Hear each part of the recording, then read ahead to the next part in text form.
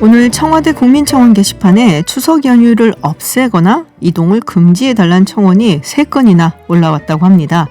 재난 상황에 명절보다는 국민의 안전이 중요하다라는 공익 차원에서 결단이 좀 필요하다는 게 청원의 내용이었는데요.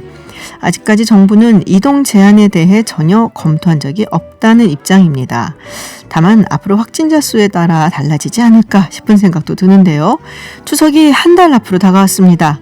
명절 연휴가 코로나19 확산의 또 다른 불씨가 되지 않도록 오늘도 미리 방역 잊지 마십시다. 김지윤의 이브닝쇼 시작합니다. 서울타임즈 시간입니다. 오마이뉴스 박정호 기자 그리고 정상근 기자와 함께합니다. 어서 오세요. 안녕하십니까. 네, 유튜브 TBS FM 들어오시면 보이는 라디오로도 함께하실 수 있습니다. 자, 전광훈 목사가 오늘 퇴원을 했습니다. 네. 병원에 입원한 지 벌써 2주가 됐나 봐요? 네, 그렇습니다. 그렇군요. 시간 빠르죠. 그래, 맞아요. 기자회견을 했다는 얘기가 있어요? 무슨 얘기를 했어요? 네, 오늘 오전 11시에 서울 성북구 사랑제일교회 앞에서 기자회견을 했는데 네. 이렇게 얘기했습니다. 우한 바이러스 전체를 우리에게 뒤집어 씌워서 사기극을 펼치려 했으나 국민의 현명한 판단 덕분에 실패했다라는 얘기를 했고요. 네. 물론 처음에는 이렇게 또 얘기했어요. 저와 저희 교회를 통해서 여러분께 많은 근심을 끼쳐드린 데 대해 죄송하다라고 말문을 열었지만 이어진 6분가량의 나머지 발언은 거의 대부분을 문재인 대통령에 대한 비난으로 채우는 발언을 했습니다. 그러니까 이렇게 얘기했어요. 지난 1년 동안 이승만 광장, 그러니까 광화문 광장 서편을 말하는데 네. 전 목사는 이렇게 이승만 광장이라고 부르고 있습니다. 이승만 광장에 수천만 명이 모여 문 대통령에게 1948년 건국 부정과 낮은 단계 연방제 등을 사과하라고 요구했다. 그런데 답은 안 하고 틈만 나면 저와 우리 교회를 제거하려고 재개발에 선동했다. 이번에는 우한 바이러스였다라고 주장을 했습니다. 지금 이 코로나 때문에 뭔가 네. 이제 국민들께 죄송하다 이런 얘기를 좀 기다렸던 분들이 그래도 있었을 것 같은데 갑자기 뜬금없는 얘기를 하는 생각이 일단 좀 들고 그리고 뭐 기자회견에 기자들은 많이 갔었나요? 뭐 방역 같은 그런 문제 좀 있어가지고요. 그 거리는 좀 지키는 모습을 보이더라고요. 많이 몰린 것 같지 않았습니다. 그렇군요. 사실 정광훈 목사가 계속 해왔던 주장인데요. 그러니까 건국절 그 얘기를 하고 또 이 대한민국을 해체하고 뭐 북한에 이 나라에 바치려고 한다 이런 주장을 똑같이 펼쳤는데 어떻게 보면 우파라고 해야 되나요? 그러니까 문재인 정부를 비판하고 이른바 뭐 태극기 세력이라고 불리는 그런 우파를 다 결집해서 또 다시 투쟁을 하겠다 이런 의미라고 좀 해석이 되고 그리고 자신은 선지자다 그러면서 한 달을 지켜보고 문재인 대통령이 국가부정 거짓 평화통일로 국민을 속이는 행위를 계속하면 한 달 뒤부터는 목숨을 던지겠다. 저는 순교할 각오가 돼 있다. 이런 말까지 했습니다. 글쎄요. 뭐 좀 두고 보도록 하겠습니다. 자, 그런데 이제 사랑제일교회 주변 상인들이 이 사랑제일교회 그 방역을 이제 좀 비협조적으로 해서 좀 손해를 봤다. 그래서 지금 정광훈 목사와 교회를 상대로 이 손해배상을 청구한 소송을 준비 중이다라는 얘기가 있어요. 네, 장이동 이 사랑제일교회 주변 상인들은 뭐 2.5단계가 올라가기 전에도 지금 영업에 좀 상당한 좀 어려움을 좀 겪고 있었고 뭐 영업뿐만 아니라 뭐 근처에서 또 이제 그 체육학원에서 또 아이들이 또 집단 확진되는 일도 좀 있지 않았습니까? 그렇죠. 뭐 아직 뭐 정확한 연관관계는 확인되지는 않았습니다만 어쨌든 사랑제일교회 인근이어서 좀 많은 주민분들이 또 불안에 떨었는데 그러다 보니까 뭐 큰 손해를 입었다라면서 이 정광훈 목사 그리고 교회를 상대로 손해배상 청구 소송을 준비를 하고 있다라고 합니다. 이 개신교계 시민단체인 평화나무가 지난달 21일부터 이 매출에 타격을 입은 이 지역 소상공인들과 함께 이 공동 소송인단을 꾸리고 있다라고 밝혔는데 그러면서 이 사랑제일교회를 향해서 잘못을 인정하고 이 정부와 지자체가 진행하는 방역 정책에 또 적극적으로 협조해달라. 이 장이동 지역에 쓰여진 오명을 씻을 수 있도록 노력해달라 이렇게 촉구를 하게 됐습니다. 그렇군요. 주민들과 또 그 지역 상인들이 무슨 되겠습니까 지금. 사람이 없다고 하더라고요. 뭐 좀 가기가 꺼려진다 뭐 이런 얘기들을 아마 하시는 것 같은데. 뭐 심지어 뭐 그 장이동의 어떤 식당에서는 뭐 교인들 출입을 금한다라는 뭐 그런 것도 써붙이기도 했었는데 화가 난 것도 화가 난 거지만 그 감염이 됐을 수도 있는 좀 불안한 상황이어서 이렇게 써붙였던 것 같습니다. 네. 저희가 잠시 후에 이 소송을 진행하고 있는 평화나무 측 관계자와 인터뷰 준비를 해봤습니다. 그때까지 계속 청취해 주시고요. 자, 지금 뭐 국회에서 이제 더불어민주당 측에서 정부와 의료계 갈등 중재에 좀 나선 것 같아요. 뭐 어떻습니까, 상황은? 그 어제 한정희 민주당 정책위 의장과 최대집 대한의사협회 회장이 만났습니다. 네네. 그 이후에 뭐 전공의 협의회랑도 좀 만나긴 했는데요. 한정희 의장은 최대집 회장에게 의대 정원 확대, 공공의대 설립 등의 정책에 대해서 완전하게 제로의 상태에서 논의할 수 있다라고 얘기를 했어요. 그러니까 뭐 당장 의료계와 국회 정부의 의견이 일치된 건 아니지만 국회가 원점에서 재검토할 수 있다. 또 이를 명문할 수 있다라는 가능성을 열어두면서 의료계에서도 긍정적인 평가가 나오고 있습니다. 아하. 이와 관련해 잠시 뒤 7시에 최대집 회장과 젊은 의사 비상대책위원회가 만나서 논의할 예정이고요. 내일은 개원이, 전공의, 전임의, 의대생 이런 의사 전 직역이 참여하는 범의료계 4대학 저지투쟁 특별위원회 이 범투위에서 대정부 협상안을 논의키로 했습니다. 그러니까 한 의장과의 대화를 긍정적으로 보고 있어서 아마 내일 범투위 논의에서 그래도 좋은 결과 나오지 않을까 하는 예상을 조심스럽게 해봅니다. 그렇군요. 어쨌든 좀 진보가 있어서 다들 이렇게 합의를 보고 빨리 의료계가 이제 더 이상 뭐 파업이나 이런 거 그만두고 그리고 환자들 옆으로 와야 되지 않겠습니까? 시국도 네네. 시국이다 보니까 그런 바람을 가져봅니다.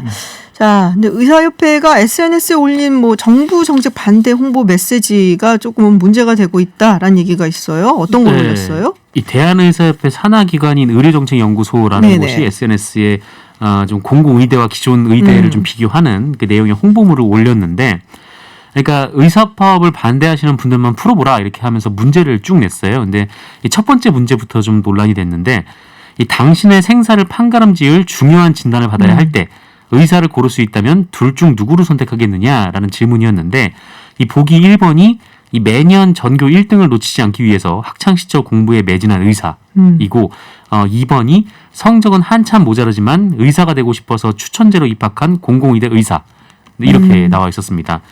그리고 또 다른 질문도 좀 비슷했는데 이 두 학생 중 나중에 의사가 돼서 각각 다른 진단을 내렸다면 누구의 의견을 따르겠냐라고 묻고 1번은 수능 성적으로 합격한 일반 의대 학생 그리고 2번은 시민단체장의 추천을 받아서 시험을 치르지 않고 입학한 공공의대 학생 이렇게 적었어요.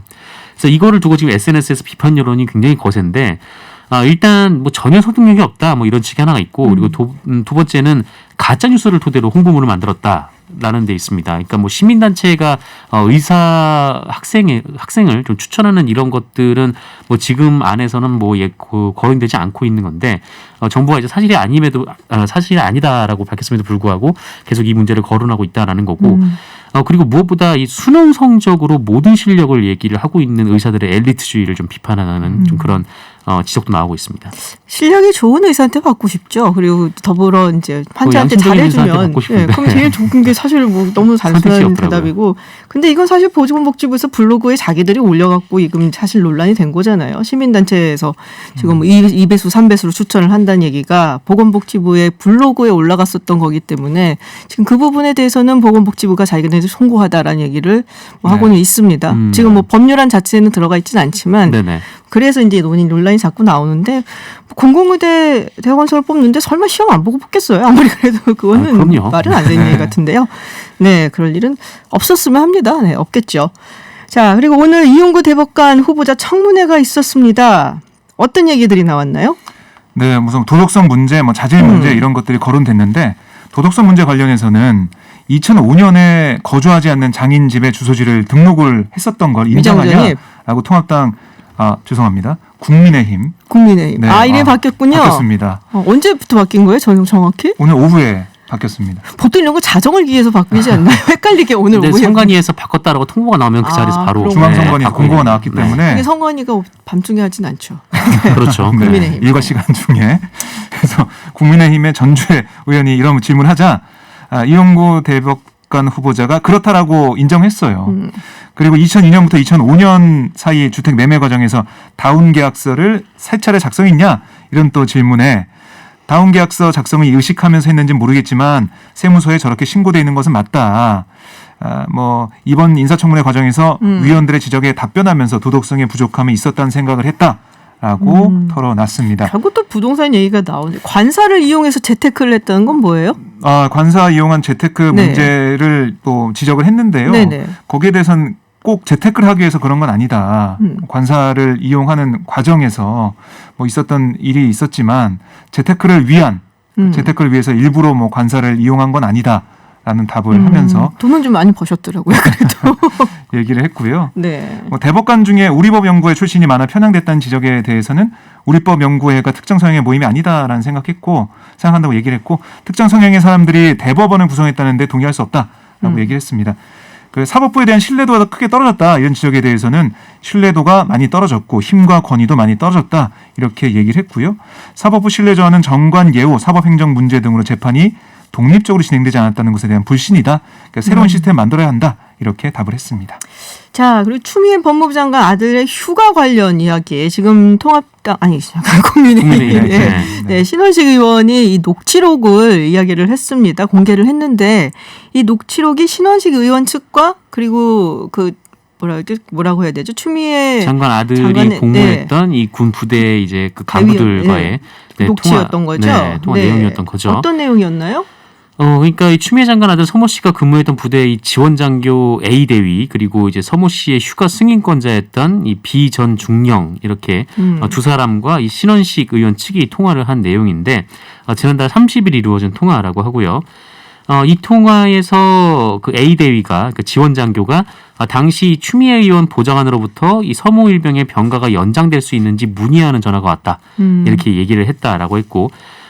그래서 이 A 대위는 이 보좌관은 국회의원의 업무를 보좌하는 건데 왜 굳이 이런 것까지 해야 되는 거지라고 생각을 했었다. 뭐 이런 녹취 내용이 나와 있다라고 합니다. 그리고 이 B 전 중령도 지원장교, 그러니까 A 대위죠. A 대위가 이 보좌관으로부터 병가를 연장할 수 없냐 이런 전화를 받은 것 같고 네. 지원장교가 안 된다고 했다고 들었다. 이렇게 통화에서 얘기를 했고요. 이에 이제 신원식 의원은 이 보좌관이 전화를 한 사실이 없다라고 했던 이 추미애 장관 그리고 서울 동부지검의 해명은 대국민 거짓말일 가능성이 농후하다 이렇게 주장을 했습니다. 그렇군요. 지금 그러니까 열흘 병가를 내고 그러면 열흘 또 한 번 냈는데 나머지 그 3일이 지금 문제가 되는 부분인 거잖아요. 네네 그렇습니다. 네. 그래서 23일 동안 지금 병가를 냈다고 나오고 있는데 기록이나 이런 행정정치에 대한 것이 없다라고 정경두 장관이 이렇게 얘기를 했던 걸로 기억을 하는데. 네, 그러니까 그 병가를 내려면은 뭐 어떤 병인지 이제 기록을 네네. 남겨야 되는 건데 그 기록이 없다라고 좀 얘기가 나온 적이 있었죠. 그렇군요. 근데 뭐 동부지검 측에서는 동부지검에서는 그 진술 과정에서 그런 진술은 듣지 못했다라고 네네. 입장을 밝힌 바가 있습니다. 그렇군. 이건 좀 두고 봐야지 되지 않을까라는 생각이 들긴 한데 뭐 민주당에서는 뭐 별로 얘기 없나요? 뭐 일관되게 네. 지금 검찰에서 수사하고 있기 때문에 거기에서 밝혀질 것이다라는 얘기를 하고 있고요. 오늘 노영민 비서실장도 국회 운영에 나왔는데요. 관련된 질문 받고 검찰 수사를 봐야 된다. 거기서 밝혀질 거다라고 얘기를 하고 있습니다. 다만 박용진 의원이 오늘 한 라디오 인터뷰에서 공정과 정의를 다루는 장관이 이런 논란에 휩싸인 것 자체가 안타깝다 이런 입장을 밝히기도 했습니다. 그렇군요. 자, 오늘 국민의힘 네, 어렵습니다. 결국 이름이 교체가 됐어요. 근데 바뀐 이름만 얘기하면 뭐가 바뀌었는지 사람들이 모를 수도 있으니까 같이 좀 얘기를 해야 될 것 같아요. 그러니까 미래통합당의 이름이 국민의힘으로 바뀌었습니다. 네, 오늘부터 이제 미래통합당이 아니고 국민의힘인데요. 오늘 미래통합당 전국위원회가 열려서 90%의 찬성으로 당명 변경 건이 가결이 됐고요. 그리고 선거관리위원회 당명 변경 등록도 완료를 했습니다. 그래서 뭐 이전부터도 계속 역사가 있었지만 뭐 민자당, 뭐 신한국당, 한나라당, 새누리당, 자유한국당, 미래통합당 등을 거쳐서 이제 네네. 국민의힘이라는 이름이 됐는데 국민의힘 측은 뭐 이제 새로운 이름으로 서게 됐다라면서 앞으로 뭐 민생정당, 대한정당, 수권정당으로 국민과 함께 코로나19 경제 위기 등 난관을 극복하겠다라고 밝혔습니다. 이 국민의당하고 이름이 좀 비슷해서 네. 뭐 허가 나겠냐라는 얘기도 있었는데. 근데 보통 이제 발끈할 만한데 좀 이렇게 좀 작은 정당 같은 경우에는 큰 정당이 좀 비슷한 이름을 쓰면은 좀 발끈하는 경우가 그쵸. 좀 있었잖아요. 네. 근데 안철수 대표는 별로 이렇게 같아 보이지 네. 않는다라는 그래요? 입장을 밝힌 바가 있습니다. 저는 계속 이제 말하다가 당 이름이 잘못 나올까봐 너무 걱정돼요. 왜요? 국민의힘이라고 하든 국민의당이라고 할까봐. 그렇죠. 당으로 끝나는 경우가 많아요. 네. 걱정이 돼요. 그렇군요. 예. 저는 말하다가 왜 그런 얘기 가끔 하잖아요. 이런 어려운 시기를 우리 국민의힘으로 뭐 극복합시다. 그렇게 되면 그 정당의 힘으로 극복하자. 그럴 수도 있겠다는 생각이 이런 거죠. 들었어요. 예전에 술집 찾으러 갈 때 그 술집 이름이 아무데나가 있더라고요. 그래서 항상 뭐 술 먹으러 갈 때 어디 가냐? 뭐 아무데나 가. 아, 그러면 안주도 아무거나 있었어요. 아무거나 안주. 뭐 먹을래? 아무거나. 그러면 뭐 시켜? 그러면서. 알고 봤더니 빅피처 싸웠던 아니에요, 기억이. 이거? 네, 그러니까요. 아, 그렇군요. 자, 근데 이제는 지역구 당무감사가 있습니다. 네. 이름도 바뀌었고 여기서 그러면 뭐 인적 척산이 좀 있게 되는 건지. 아무래도 그럴 가능성이 커 보여요. 아하. 왜냐하면 이번에 국민의힘으로 새로운 당명을 확정하면서 김종인 대표나 김종인 위원장이나 당에서 강조한 게 뭐냐면 약자와 동행하고 국민 통합에 앞장서겠다라고 얘기를 했거든요. 그런데 민경욱, 김진태 당협위원장하고 황교안 전 대표 당무감사를 받게 되는데 이걸 통해서 새롭게 태어나는 모습을 보이려면 인적으로 바뀌는 부분도 있어야 되거든요. 그렇죠. 그러니까 당명만 바뀐다고 되는 게 아니고 거기다가 당의 정책 그리고 당의 여러 가지 쇄신하는 모습이 있어야 되고요. 또 인적 혁신 이런 게 좀 있어야 되잖아요. 그래서 아무래도 이번 당무감사 이제 연말까지 진행되는데 이걸 통해서 당협위원장 자리에서 좀 이런 이른바 좀 강경한 그런 당내 인사들이 배제될 수 있다. 이런 아하. 얘기는 기자들 사이에서도 좀 얘기 좀 하고 있고요. 황교안 전 당내 대표 얘기도 목소리도 하고 있습니다. 나오더라고요. 그 황교안 전 대표 사실 정확히 보면 지금 당협위원장은 아니고 네. 조직위원장이에요. 당협위원장을 하려면은 절차가 있는데 이제 그게 안 거쳐져 가지고요. 네네. 당무감사에서 그렇게 거쳐서 당협위원장 갈지 당협위원장 못 갈지 좀 봐야 될 것으로 보이는데 근데 좀 애매한 것 같아요. 이 부분은. 왜요? 왜냐하면 이게 황교안 전 대표도 사실 당을 하나로 모으면서 유승민 전 대표랑도 함께하고 그러니까 통합하려는 모습을 보였잖아요. 그러니까 당에 기여한 부분이 분명히 있어요. 정광 보면. 목사랑도 같이 하고. 그렇죠. 만세삼창하고 이런 부분도 있는데, 그러니까 보수 진영을 통합했다라는 공이 있다라고 하더라고요. 네. 당내 얘기를 들어보니까. 그리고 무엇보다 지금 주목받고 있는 김종인 위원장을 영입했지 않습니까? 그래서 김종인 위원장을 영입한 그 공이 황교안 전 대표한테 있는데 여기서 날려버릴 수가 있을까 이런 얘기도 하더라고요. 말은 잘 안 들었잖아요. 근데 영입하고 시키는 대로 잘 하지는 않았었잖아요. 네, 여전히 지금 네. 대선 주자 여론조사 하면은 이름이 나오고 있고, 나오긴 하죠. 네. 그리고 이른바 자유우파 세력에게 영향을 주는 부분이 있는데. 지금 이 코로나19 재확산 과정에서도 이 선을 제대로 안 그어서 비판을 받았는데 과연 황교안 전 대표를 잘라낼 수 있을까 이런 그렇군요. 의구심을 가지고 있는 사람도 있습니다. 알겠습니다. 네. 서울타임즈 여기까지 듣겠습니다. 지금까지 정상근 기자 그리고 오마이뉴스 박정호 기자였습니다. 고맙습니다. 고맙습니다. 의대 정원 확대와 공공의대 설립 등 정부의 의료 정책을 놓고 의사단체와 정부와의 협상이 좀처럼 진전되지 않는 상황에서 민주당이 정책에 대해 원점 재검토를 시사한 것으로 알려졌습니다. 오늘 정부도 국회와 의료계의 합의 결과를 존중하겠다라고 밝힌 만큼 극한으로 치닫고 있는 의사 파업의 돌파고 찾는 계기가 될 수 있을지 궁금한데요. 국회 보건복지위 여당 간사를 맡고 있는 더불어민주당 김성주 의원 연결해서 이야기 들어보겠습니다. 의원님 안녕하세요. 예, 안녕하세요. 네, 어제 한정희 민주당 정책위의장이 최대지 의협 회장과 만난 자리에서 완전하게 제로 상태에서 논의할 수 있다라고 말한 것으로 알려졌습니다. 자, 제로 상태에서 논의한다. 그럼 어떤 의미인지 좀 궁금하고 의료계는 어떻게 반응을 하고 있는지 궁금한데요. 예, 일단 말 그대로 원점에서 논의하겠다는 것입니다. 그 과정에서 네. 정부 정책의 유효성과 의료계의 주장의 타당성에 대해서 국회가 처음부터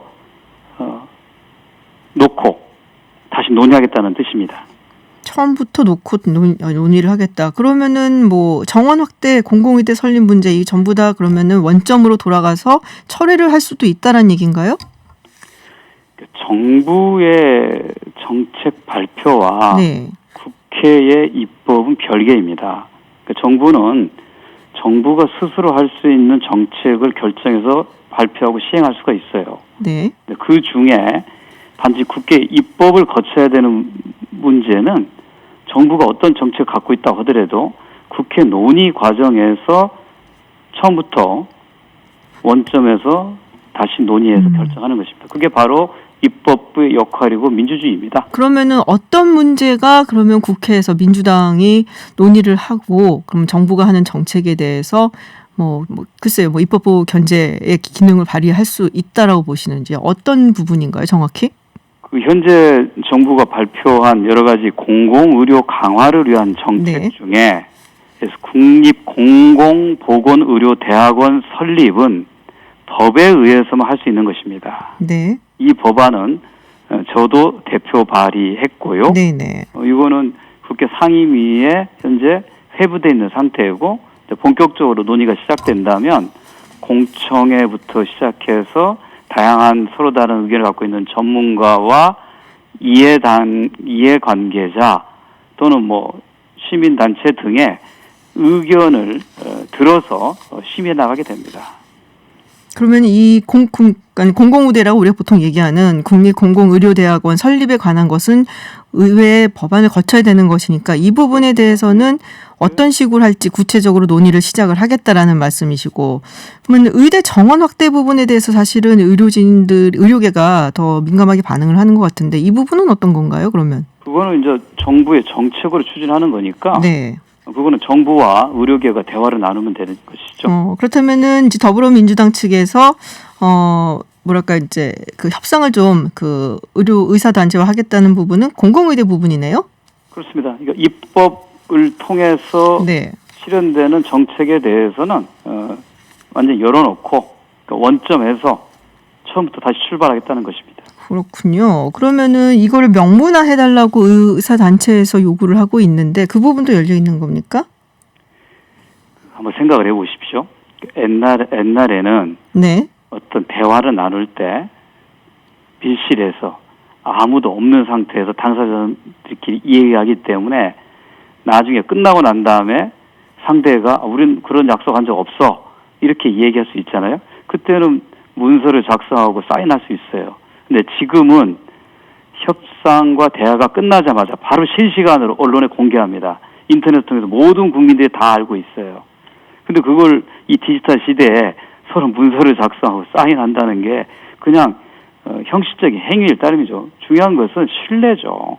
정부가 하고 있는 말, 국회나 정당이 하고 있는 말을 믿지 못하겠다고 한다면 문서 작성을 해도 안 되는 거죠. 지금까지 여야가 협상을 통해서 무수히 많은 문서를 작성하고 합의문을 발표했지만 그래도 지켜지지 않은 게 굉장히 많거든요. 그렇군요. 근데 보통 신뢰가 없을 때 우리가 문서를 작성하거든요. 그러니까 믿지 못하는 거예요. 그러니까 우리 전공이 그러니까 수련이 되면 아직 젊은 의료인들인데 네.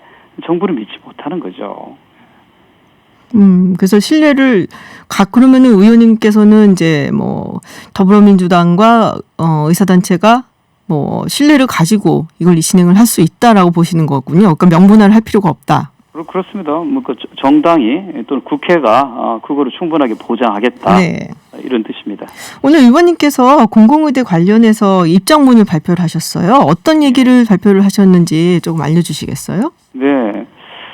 그 뭐 공공의료 공공 줄여서 공공의대라고 얘기합니다만 네. 사실 정식 명칭은 국립공공보건의료대학원입니다. 네. 이건 학부생을 뽑는 게 아니고 학부를 졸업한 석박사 과정의 학생들을 뽑는 겁니다. 네네. 이거에 관련된 가짜 뉴스가 너무 난무하고 불필요한 논란이 자꾸 벌어져서 공공의료대학원에 대한 정확한 이해를 돕기 위해서 흔히 질문하는 여러 가지 사안에 대해서 제가 직접 네. 법안 발의자로서 자세한 답변들을 함으로써 공공의료 강화라고는 목적으로 진행되고 있는 공공의료대학원 설립을 위한 생산적 논의가 이루어지도록 하는 바람에서 썼습니다. 그렇군요. 어떤 부분이 가짜 뉴스인가요? 뭐 예를 들면 시도지사가 추천에 의해서 입학할 수 있다. 네. 또 시민단체가 추천할 수 있다. 뭐 이런 것들. 또 시민단체가 추천할 수 있다는 건 보건복지부 블로그에 게시가 됐었던 내용인데요. 이제 보건복지부의 얘기를 들어보면 네. 과거에 이제 2018년에 네네. 이 공공의대 설립에 대한 용역에서 그 연구자가 예시한 사례랍니다. 그러니까 이제 이 국립공공의대는 일반 의대와 좀 다른 모집 과정을 거쳐야 되는 거 아닌가. 성적순으로 시험을 잘 보는 사람만 뽑는 게 아니고 뭔가 의사로서의 또는 공공의료 영역에서 일한다고 하는 사명감과 자부심을 가질 수 있는 입학생을 선발하기 위해서 다양한 전형 방법에 대한 고민을 예시한 거라고 봅니다. 그 예시문을 쓴 것이 불필요한 오해와 논란을 일으킨 것입니다. 예시로 생각을 했으면은 그래도 꽤 가능성 있게 생각을 하지 않았을까 싶기도 하고, 그리고 말씀하시는 것처럼 공공의대이기 때문에 공적인 어떤 그 의사 정신을 가진 사람을 선발하는 게 굉장히 중요한데, 그래도 실력도 중요하지 않을까요? 어떤 시험 같은 과정도 있어야 되지 않을까요? 그거는 학칙으로 입학생 선발 기준은 이제 대학이 설립이 되면 정할 건데, 하물며 국가가 지원하는 국립 공공의대인데 아무나 뽑겠습니까? 그렇죠. 거기에 오는 학생들이 저는 아주 우수한 학생들이 올 거라고 저는 기대하고 있습니다.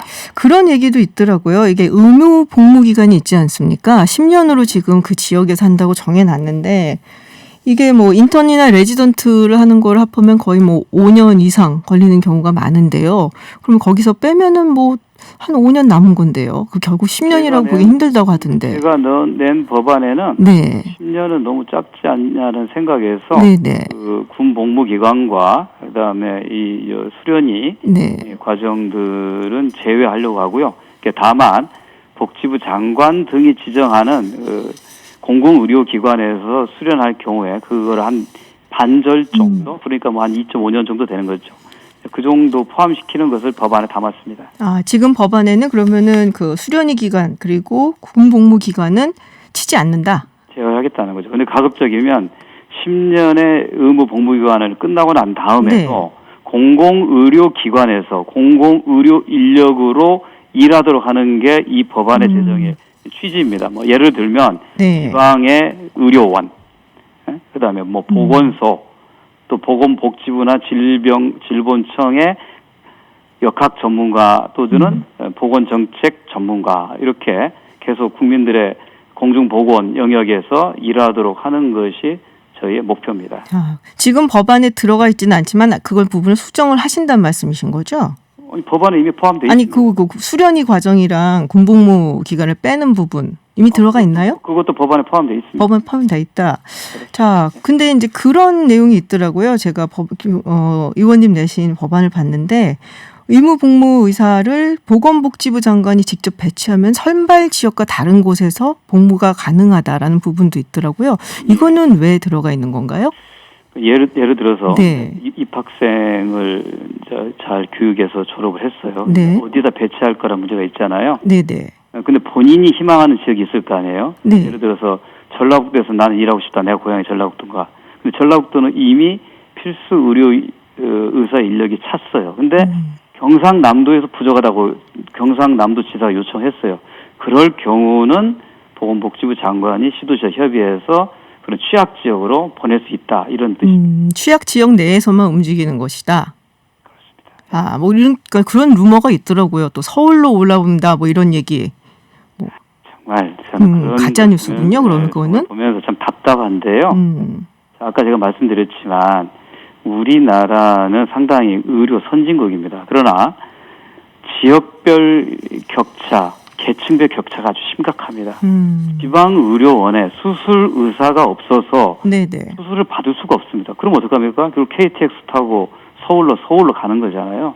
그 관련된 비용과 노력이 얼마나 많이 듭니까? 그래서 지방에 우수한 의사가 있음으로 해서 가까운 지역에서 수술받고 치료받을 수 있는 게 국민들의 보편적인 의료 서비스 접근권을 실현하는 거거든요. 그렇게 하기 위해서 국립공공의대를 국가가 직접 만들어서 양성하고 배치하겠다는데 그걸 왜 반대하는 겁니까?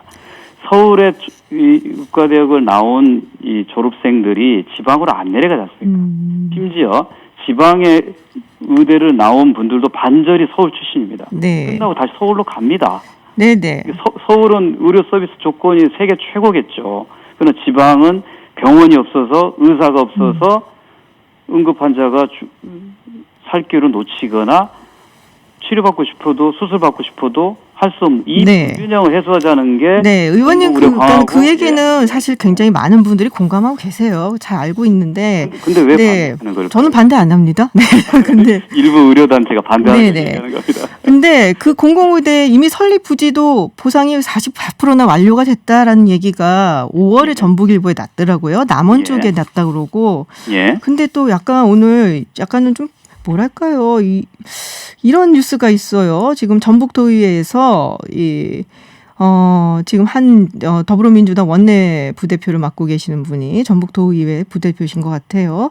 여기서 이제 회의록이 하나 공개가 됐는데 이 코로나로 인한 절호의 기회다. 지금 밀어붙여야 된다라고 5월 4일 이렇게 발언을 했다라는 기록이 나왔습니다. 글쎄요, 좋은 의도인데 이런 식의 글쎄 공공의대를 설립하는 건 굉장히 좋은 의도인데 이런 얘기가 들어가 있으면 좀 불미스럽지 않습니까? 글쎄, 이 사실은 공공의대를 만들겠다고 하는 특정 지역을 위해서 하는 게 아니고 우리나라 의료 취약지에 필요한 필수 의료 인력을 국가가 직접 나서서 양성하겠다라는 거예요. 근데 코로나로 인한 절호의 기회란 말은 조금 듣기가 거북스럽네요. 이 공공의대 설립은요, 시작이 이런 연구용이 시작하는 게 2013년부터 서울대 의대가 네. 용역을 해서 설립에 대한 기본적인 방향들 정했고, 그 다음에 이 2015년에는 당시에 이제 새누리당이죠, 이정현 의원이 대표 발의를 했고 순천에다가 세우려고 하는 생각이 있어요. 여기 현재 주호영 원내대표도 그 공동 발의도 참여했습니다. 그리고 실제로 문재인 정부 들어서서 2018년부터 당정 협의를 통해서 설립 방침을 확정하고 남원시를 통해서 부지 매입까지도 진행하고 있는 과정입니다. 그러니까 지금 현재 이미 많이 진행이 됐네요. 그러니까. 국립공공의대는 남원에 설립하는 게 확정된 사항입니다. 네네, 그런 것 같더라고요. 근데 그걸 뒷받침하게 하는 법률 제정 과정을 거치는 것입니다. 근데 그것이 먼저 앞서간 거다, 미리 어떤 다 결정하고 하는 거냐. 근데 이미 결정을 네. 했는데 20대 국회에서 야당 의원의 반대가 통과가 안 된 거를 다시 21대 국회에 들어와서 다시 추진하는 것입니다. 그러면 전북 도의회에서 코로나로 인한 절호의 기회다라고 얘기한 거는 어떻게 생각하세요? 그거는 이제 전북 도의회 입장에서는 자기 네. 지역의 수건 사업으로 생각하기 때문에 그런 얘기 할 수 있다고 생각합니다. 그런 얘기 할 수 있다. 네, 알겠습니다. 네, 오늘 의원님께서 또 워낙에 이 법안을 또 발의를 하셨고 해서 저희가 모시고 한번 이야기 들어봤습니다. 말씀 여기까지 듣겠습니다. 고맙습니다. 네, 고맙습니다. 네, 지금까지 김성주 더불어민주당 의원과 이야기 나눴습니다. 네, 자투리 뉴스까지 알아보는 뉴스 더 있습니다 시간입니다. 박철민 씨와 함께합니다. 어서 오세요. 안녕하세요. 박철민입니다. 네, 첫 번째 소식 전해주시죠. 코로나의 쓰레기 풍선 효과입니다. 이게 뭔 얘기예요? 쓰레기가 많아졌다는 얘기예요? 맞습니다. 아, 네, 최근 들어 쓰레기, 폐기물이 늘고 있는 네네. 시대인데요. 코로나19로 인한 언택트, 비대면 소비 문화 때문으로 분석됩니다. 배달이 늘면서 포장재 맞아요. 폐기물이 늘고 있고요. 네네, 맞아요. 그리고 택배로 인해서 폐종이류 발생이 평소보다 30% 가까이 늘었다고 합니다. 요즘 모바일, 인터넷 쇼핑도 증가하는 추세잖아요. 네. 최근 사회적 거리두기 2.5단계 중이어서 쓰레기는 더 쌓일 것으로 보입니다. 그렇군요. 저희도 이제 아무래도 많이 시키니까 네. 저희 집도 그 박스가 굉장히 큰 게 많이 오더라고요. 그리고 네. 사실은 한꺼번에 담아도 될 것 같은데 다 일일이 따로따로 해서 이거 좀 아깝다. 좀 맞아요. 부담스럽기도 하고 그렇더라고요. 아무래도 안전하게 포장되는 것은 또 중요할 수 있는 부분인데 네네. 이것으로 인해서 발생되는 쓰레기는 정말 부담스럽고 아하. 어떤 쓰레기가 가장 많을지 좀 예상이 되십니까? 어떤 상자 아닐까 싶은데 아니에요? 그렇습니다. 아, 종이류가 그쵸. 네네. 가장 많이 늘었다고 합니다. 음. 환경부 자료에 따르면 올 상반기 폐종이 발생량이 하루 평균 889톤, 지난해 같은 기간 대비 30% 가까이 증가했는데요. 많이 늘었네요. 네, 하루 폐종이 발생이 390톤이다. 890톤이죠. 얼마나 되는 거예요? 이게 감이 어느 안 정도인지 오는데? 제가 한번 가늠해 봤는데 A4 용지 한 장을 제가 재봤습니다. 네. 5g 정도 하더라고요. 5g으로 이제 890톤을 나누니까 A4 용지 1억 7,500만 장에 달하는 무게더라고요. 어마어마하네요. 네, 그러니까 하루에 A4 용지 1억 7,500만 장을 버리고 있었다. 네, 이렇게 생각해 볼 수 있을 것 같습니다. 또 폐플라스틱류와 폐비닐류도 하루 발생량이 각각 네. 15%에서 또 11% 이렇게 늘어나기도 했고요.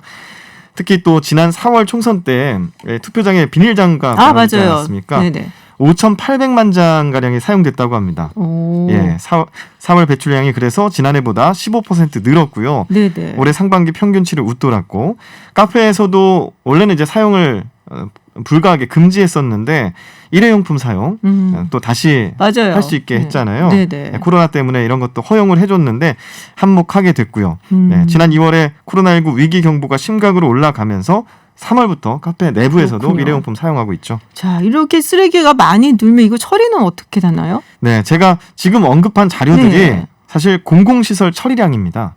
그러니까 사설업체 처리량은 합산이 되지 않았어요. 그럼 더 많다는 얘기네요. 그렇습니다. 실제 발생량은 더 아. 많을 것으로 보이고요. 문제는 이 폐기물이 증가하는데 폐기물 수거 체계가 불안정하다라는 점입니다. 수거 업체가 감당이 안 된다라는 네네. 거고요. 유가가 요즘 또 하락하면서 플라스틱을 만들 때 석유로 만들지 않습니까? 네. 플라스틱의 생산 단가가 떨어지면서 싸지니까. 폐플라스틱의 또 납품 단가, 그러니까 수요 단가도 하락하고 있는 상황입니다. 아하, 그래서 그렇군요. 배출량은 늘고 있는데 수거업체의 수익은 악화되고 있고 이러다 보니까 각 지자체에서는 예전처럼 수거 중단 사태가 나오지 않을까 하는 우려에 모니터링을 강화하고 있습니다. 그렇군요. 알겠습니다. 자, 두 번째 소식 전해주시죠. 네, 같이 게임하실 분입니다. 같이 게임. 요새 게임은 여러 명이 같이 하긴 하잖아요. 예, 그렇습니다. 네. 그런데 같이 하면 안 될 만한 상황이 있습니다. 왜요? 요즘 코로나 때문에 이렇게 또 실내에서 모이다 보니까 PC방 같은 경우에는 고위험 시설로 네네. 분류되지 않습니까? 그런데 이런 상황을 또 고려해서 네. PC텔 원정대가 뜨고 있다고 합니다. PC텔은 뭐야? 네. 고사양 PC가 설치된 숙박업소를 이제 PC텔이라고 하는데요. 여기를 함께 찾거나 네. 원룸을 임대해서 간이 PC방을 만들어 게임을 즐기는 사람들이 PC텔 원정대라고 하는데 이런 분들이 늘고 있다고 하고요. 최근에 부산 오피스텔에서 코로나19 집단 감염이 발생해서 이렇게 함께 모여 있는 것, 그러니까 함께 모여서 게임을 하다 보면은 접촉도 하게 되고 밀집하게 되지 않습니까? 네네. 그래서 PC텔 원정대를 두고 우려의 목소리가 나오고 있습니다.